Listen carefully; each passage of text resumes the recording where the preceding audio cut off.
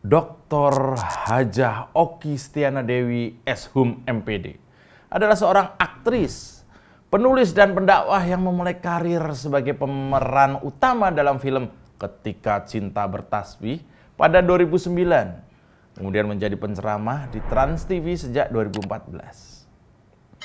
Kelar main film, kuliah 5 tahun, berumah tangga, lalu mulai ceramah. Lalu salah satu isi ceramahnya bikin ngeri.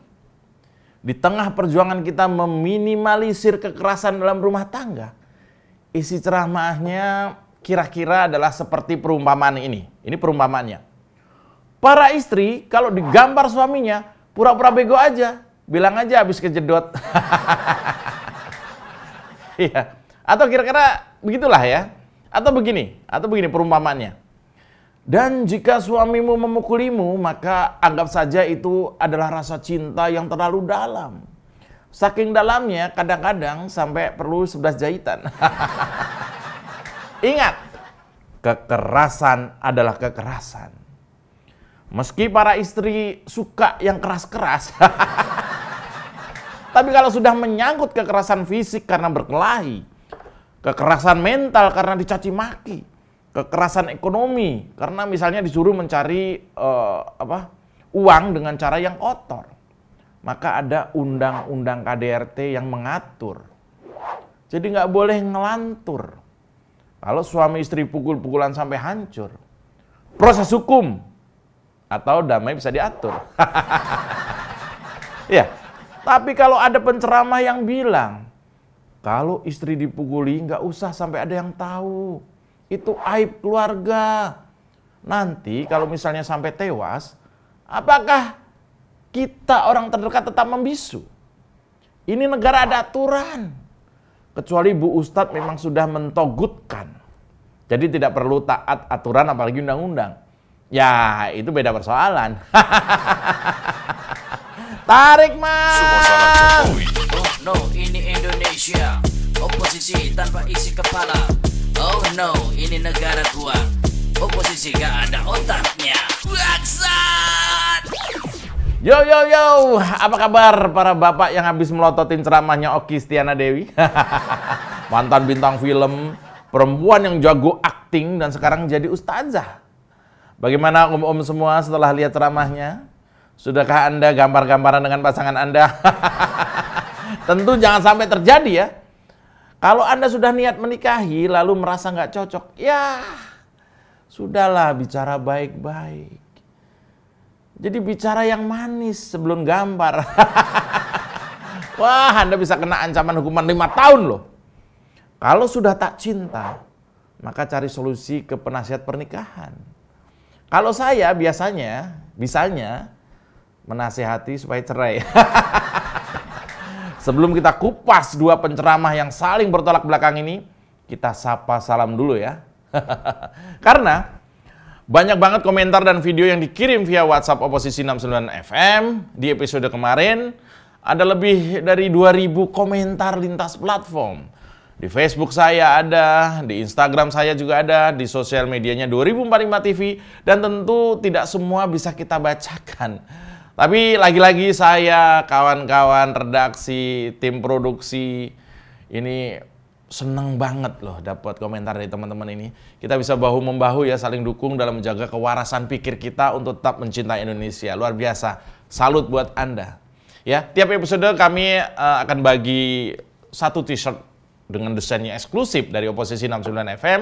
Caranya mudah, kami bakal pilih satu komentar yang paling unik, menarik, nyentrik, dan sedikit burik, atau yang biasa kita sebut sebagai komentar terbletak. Jadi silahkan komen dan share tayangan ini, siapa tahu kaos keren jadi milik Anda.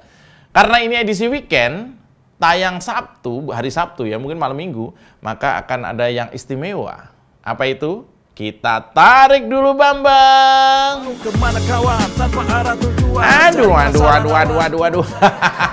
Oh ya, sekarang kita baca atensi dulu ya, dan juga komentar pendengar. Yang pertama, langsung saja saya baca yang ada di komen konten saya yang kemarin, yaitu dari yang pertama itu dari siapa nih namanya, agak-agak unik nih ya. Atensi yang pertama dari Azam channelku, ya katanya mantap. Channel 4520, kok 4520? Maaf salah sebut Bambang, ya maaf tapi ditulis juga. Iya, 2045, 2045, jangan salah. 2045 itu adalah cita-cita kita semua, cita-cita Pak Jokowi bahwa pada tahun 2045 kita akan sejajar dengan negara-negara berkembang, negara-negara maju, ya. Ada Cina, Amerika, India, kita akan satu level dengan itu cita-citanya ya, 2045. Nah, tapi itu nggak akan terwujud kalau banyakkan kadrun daripada yang waras. Yang kedua adalah dari Bening Nurani. Bang Masjo, jelasin dong ini beda channel, Bang Masjo dan juga tampil bersama Pak Eko. Oke. Ini banyak nanya. Jadi gini, saya tampil tiap hari, Senin sampai Sabtu di kanal ini, 2045. Ya, itu. Siangnya kalau nggak salah tampil juga di sini juga, tapi sama Mas Eko. Jadi acaranya yang pertama adalah Oposisi 69 FM, ini acara saya sendiri. Yang berikutnya adalah Prakontro yang sudah melegenda itu, yang sudah 200 episode lebih, itu bersama Mas Eko. Selain di kanal ini, saya juga tampil di kanal Cokro TV ya. Kami bersaudara. Saya di sana dengan Oda, dengan Mas Eko untuk obrolan pinggir jurang. Saya juga tampil sendiri di program saya yang saya create sendiri namanya Jumpa Pers ya. Kita saling dukung. Dua-duanya sama asiknya. Yang berikutnya adalah dari TB777. Halo YouTube Radio Oposisi 69 FM, tolong dibacain ya. Salam waras buat Bang Denny Sregar, Mas Eko Kuntadi, Bang Ade, Mas Jum, Mas Iis, Bang Robi, Mbak Cut Fitri, Mbak Nong, Mbak Odah, Sis Kris, Bang Guntur. Buat yang baca salam bletak. Iya, ini saya jadi berasa radio banget ya. Terima kasih TB777. Yang terakhir dari Willy Nick. Saya nonton channel ini hanya untuk minta t-shirt. Waduh. Anda memenangkan komentar terbletak karena paling jujur ya. Iya. Selamat untuk Willy Nick. Untuk komentar beletak, silahkan hubungi admin di adminnya Oposisi 69 FM di WA 0822 345 345 70. Ada satu t-shirt Oposisi 69 FM yang keren buat Anda. Ini. Oke, ya. Tarik Bambang. Oh iya. Enak lagunya ya. Nah, sebelum kita ngobrol, simak dua video ini. Ada sebuah kisah nyata di Jeddah. Suami istri lagi bertengkar. Suaminya marah luar biasa pada sang istri, dipukullah wajah istri. Kemudian istrinya menangis, tiba-tiba terdengar bel pintu rumah berbunyi. Ketika istrinya membuka dalam keadaan sembab matanya, ternyata ibunya sang istri. Suaminya dari kejauhan deg-degan. Ya Allah, istriku ini pasti ngadu ini sama mertuaku ini nih, bahwa tadi baru dipukul. Orang tuanya tanya kepada si perempuan ini, anakku kenapa? Kok kamu nangis matanya sembab begitu, kenapa? Istrinya mengatakan, ibu, ayah, ya Allah, aku tuh tadi berdoa sama Allah. Aku rindu sama ibu sama ayah, udah lama gak ketemu. Aku tuh nangis karena aku rindu sama ibu sama ayah. Taunya Allah langsung menjawab doaku, aku semakin terharu. Jadi aku nangis tuh, aku rindu sama ibu sama bapak. Bahagia bisa ketemu sama ibu sama bapak. Suaminya dari kejauhan, ya Allah, nih istri. Padahal bisa loh istrinya ngadu sama orang tuanya itu. Aku baru dipukul, ada KDRT, kekerasan dalam rumah tangga. Suamiku itu kan kalau perempuan kadang-kadang suka lebay ceritanya, nggak sesuai kenyataan, dilebih-lebihkan gitu. Orang kalau lagi marah, lagi sakit hati kan ceritanya suka dilebih-lebihkan biasanya. Tapi sang istri mengatakan, ya Allah Pak Bu, aku tuh nangis karena aku rindu sama bapak sama ibu. Suaminya luluh hatinya, istriku itu Masya Allah menyimpan aibku sendiri, ya Allah, luar biasa. Makin sayang dan cintalah suami tersebut. Jadi nggak perlulah cerita-cerita yang sekiranya membuat kita menjelek-jelekkan pasangan kita sendiri. La dororo wala diror. Jadi orang itu jangan mencelakai diri sendiri. Jangan mencelakakan orang. Kalau kita digebuk itu tahu bonyok dan tahu adalah digebuk itu adalah sakit, kita diem aja artinya menghancurkan diri kita sendiri.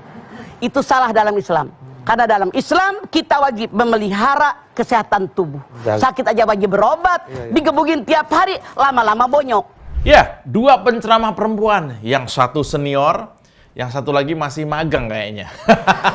Yang satu alumni UIN Syarif Hidayatullah jurusan Pendidikan Agama. Jadi ya beneran pendakwah kayaknya nih ya. Sementara Oki Stiana Dewi lulusan Sastra Belanda UI. VOC rupanya. Ternyata dia Sastra Belanda UI ya, luar biasa.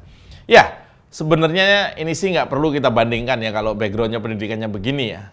Lewat ceramahnya yang viral, yang barusan kita saksikan, Oki Stiana Dewi memang seolah menormalisasi KDRT.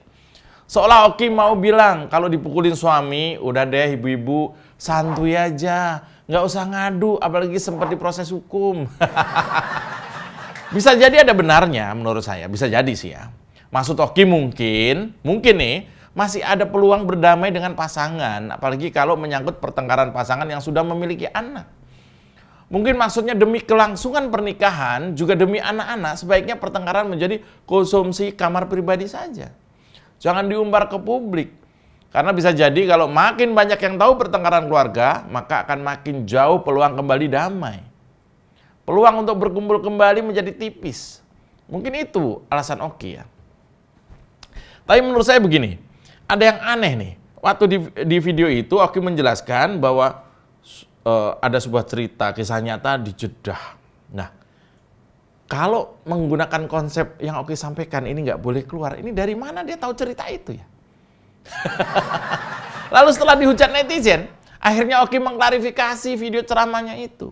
Dia juga minta maaf dan menyampaikan bahwa video itu kejadian 2 tahun lalu. Lagian kejadian yang ia ceritakan adalah kejadian di Jeddah, bukan di Indonesia.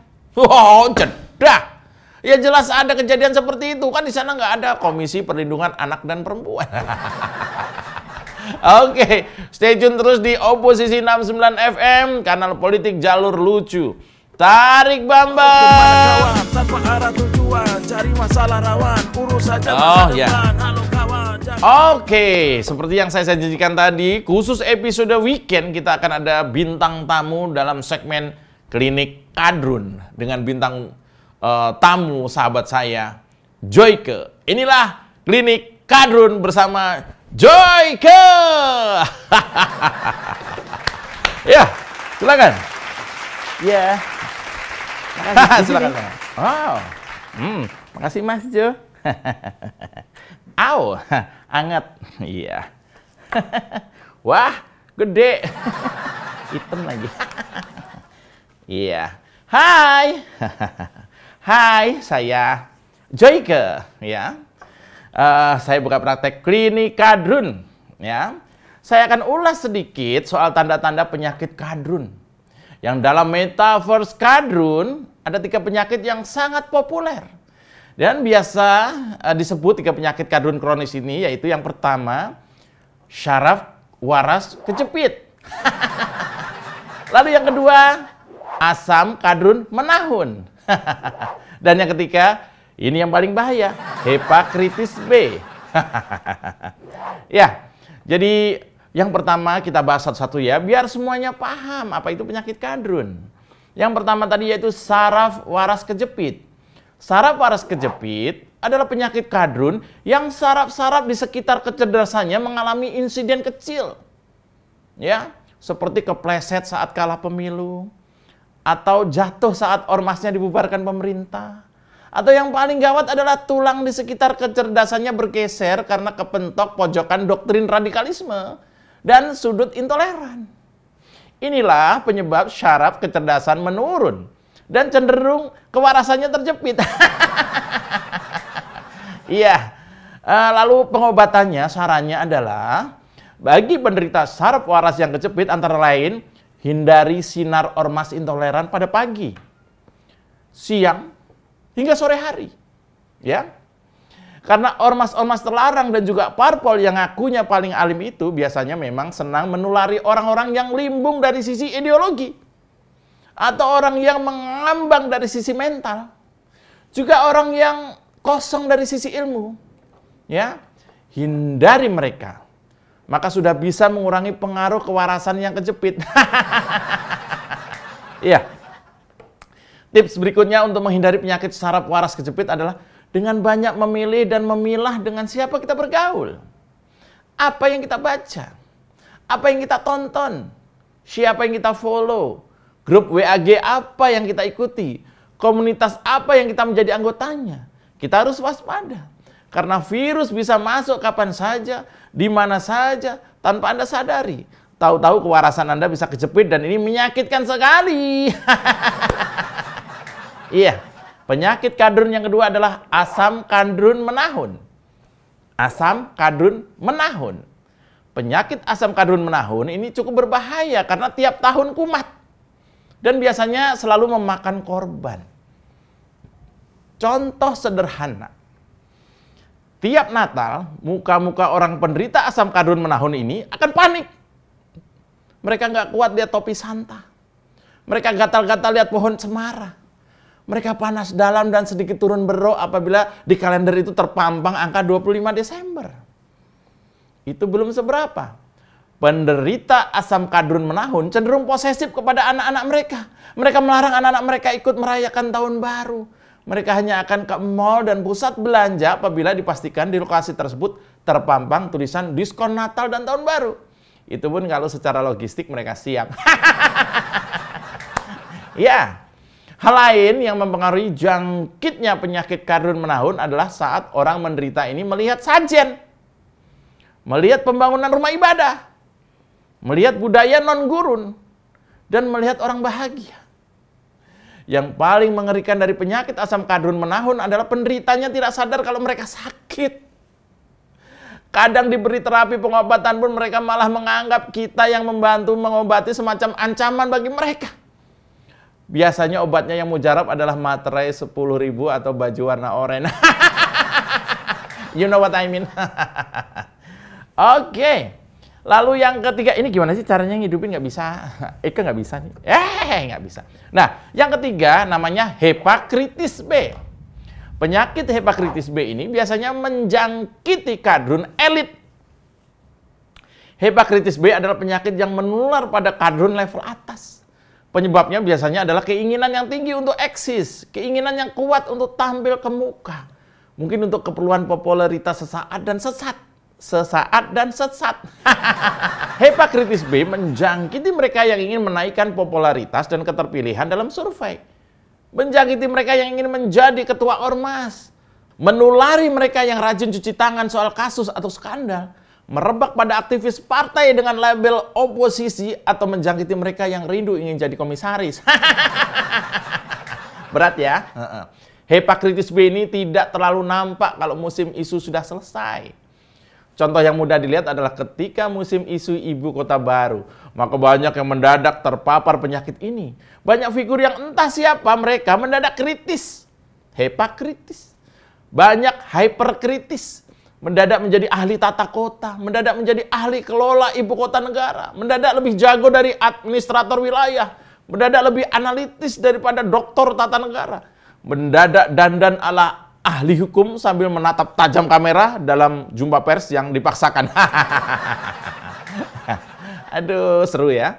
Pendek kata, penderita hepatitis B ini melakukan banyak cara seperti nyinyir sambil nyindir, kritis sambil sinis, galak dengan telak, pinter tapi blunder, doyan maki tapi tanpa isi, menyebar hoax sampai muak, bahkan sampai membuat fitnah dan ujaran kedongkolan. Obat yang disarankan bagi penderita hepatitis B adalah tabayun 50 cc, literasi sebanyak mungkin sambil terapi pijat biji. Ya, itu tadi dari saya Joyke. Mudah-mudahan informasi ini bermanfaat ya. Demikian Klinik Kadrun. Ya, Mas Jo. Dah. Belum dilepas. Dah. Oke. Terima kasih. Ini dokter bukan kayak gini nih. Oke, terima kasih Joyke. Iya, luar biasa. Itu tadi ke teman-teman Joyke menjelaskan tipe-tipe penyakit kadrun ya. Oke, demikian Oposisi 69 FM. Ya, stay tune lagi buat hari Senin kita ketemu lagi. Dan terima kasih sudah menyaksikan Oposisi 69 FM. Jangan lupa ya, jilat bawahan, tekan atasan. Bletak! Tarik Bambang! Tak ada solusi, semua ratapan. Sekedar pusing dengan ucapan. Sadar diri tak berani melawasi. Orang ngebanyol, kau disomasi. Oh sial, semua salah Jokowi. Oh no, ini Indonesia. Oposisi tanpa isi kepala. Oh no, ini negara gua. Oposisi gak ada otaknya.